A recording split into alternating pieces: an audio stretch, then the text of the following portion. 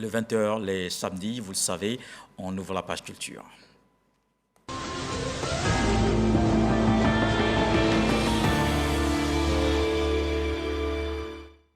L'Institut français de Côte d'Ivoire a effectué sa rentrée culturelle 2022-2023, un événement marqué par la célébration de son cinquantenaire.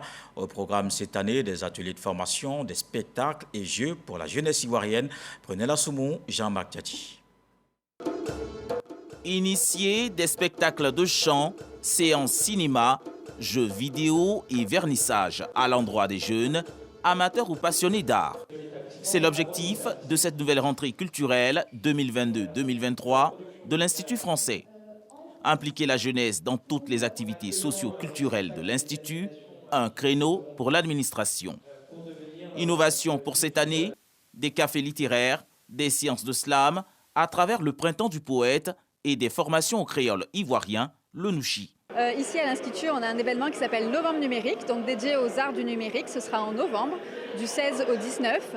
Et on aura donc un certain nombre d'ateliers, de rencontres, de rendez-vous artistiques dédiés aussi là à la jeunesse. Pour mener à bien ce projet, un partenariat avec les écoles et universités de Côte d'Ivoire est en cours. On souhaite que notre programmation culturelle soit la plus dense possible et qu'une multitude d'activités puissent être menées cette année à l'Institut français. On a un Wi-Fi ici qui est à disposition, qui est gratuit, donc c'est un espace finalement agréable où passer du temps. On a une médiathèque qui est à leur disposition où ils peuvent lire magazines, presse, BD, romans de façon tout à fait agréable, confortable et surtout sans souci de finances ou d'économie. Nos cultures ont de l'avenir, c'est le thème de cette année culturelle. La célébration de cette rentrée à l'Institut français marque également le cinquantenaire de l'institution. Je reste photographe, un film documentaire d'Ananias Leki Dago, l'invité de la page culture qu'on retrouve. Un film qui parle d'une icône de la photographie ivoirienne, Paul Kodjo. Je compare justement de cet homme pour le découvrir et le redécouvrir. Alors, en un mot, qui est cet homme qui a donné ces beaux clichés à la Côte d'Ivoire? C'est un exercice compliqué auquel vous me soumettez parce que Paul Kodjo était quelqu'un qui demande qu'on prenne le temps de décrire. Mais d'un point de vue humain, Paul Kodjo était un être très attachant. Et d'un point de vue de son métier en tant que photographe, permettez que je cite Pierre Bachelet qui disait qui décrivait les mineurs en disant ceci: ils aimaient leur métier comme on aime un pays.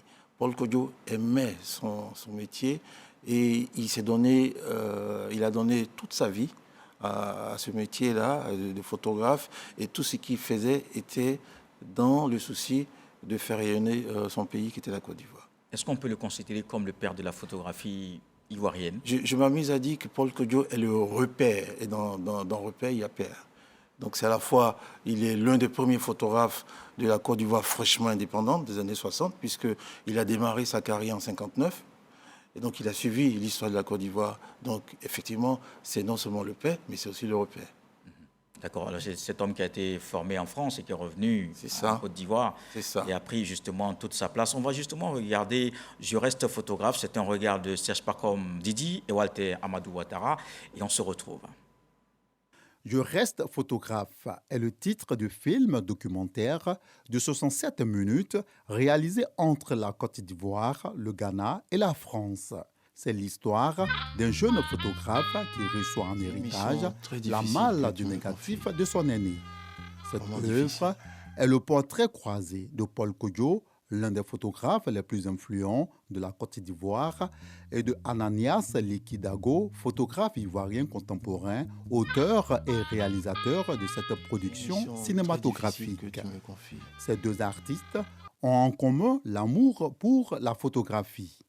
L'auteur retrace également le parcours de Paul Kodjo, icône de la photographie, qui est de la trempe de ces grands photographes africains tels que les Maliens, Seydou Keïta et Malik Sidibé.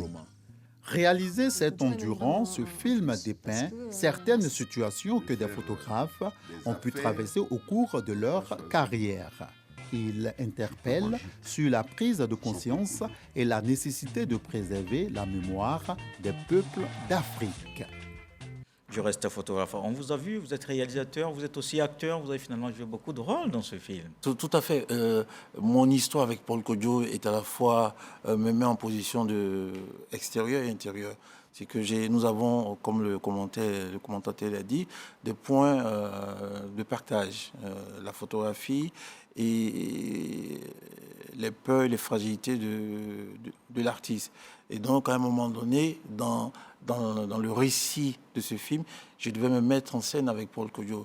Et il y a eu cette mise en place qui me mettait dans la position du fils qui recevait la connaissance de la part du père, donc du haut de ses plus de 70 ans, me racontait des histoires liées à sa vie et à son métier. Et aussi, c'est que son patrimoine vivait presque comme une tragédie.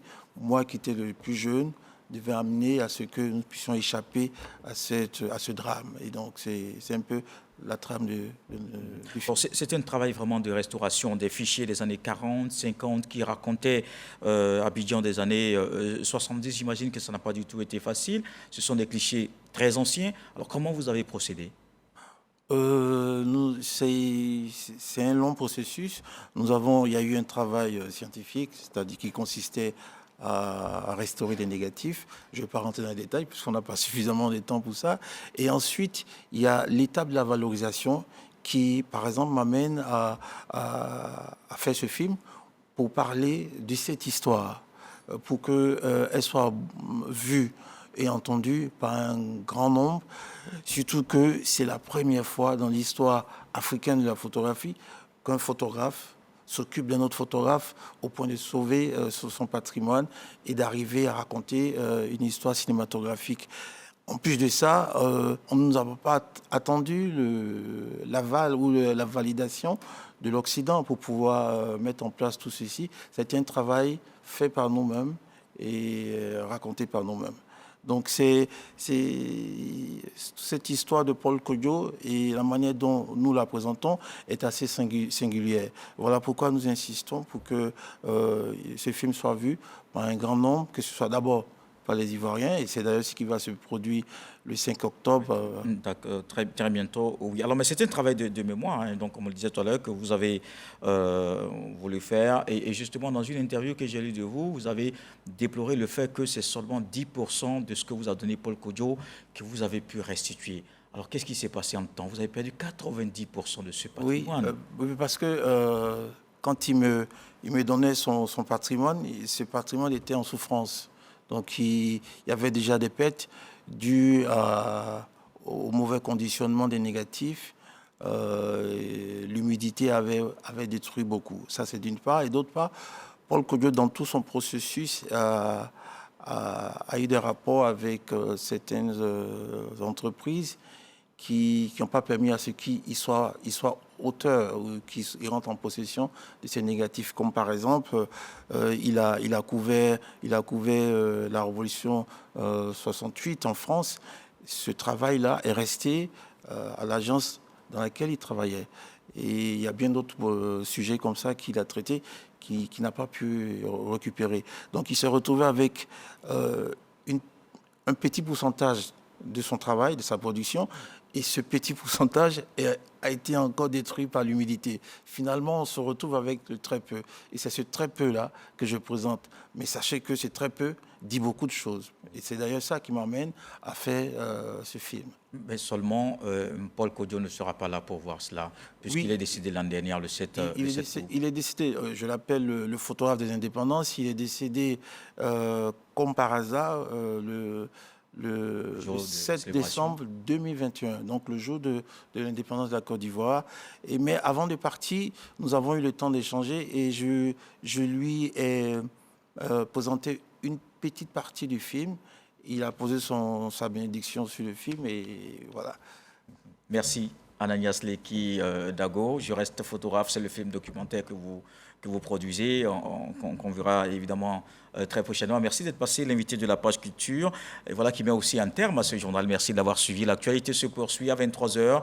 Ce soir, le sage nous apprend que la pluie mouille le zèbre, mais n'efface pas ses rayures. Dieu le voulant, on se retrouve demain.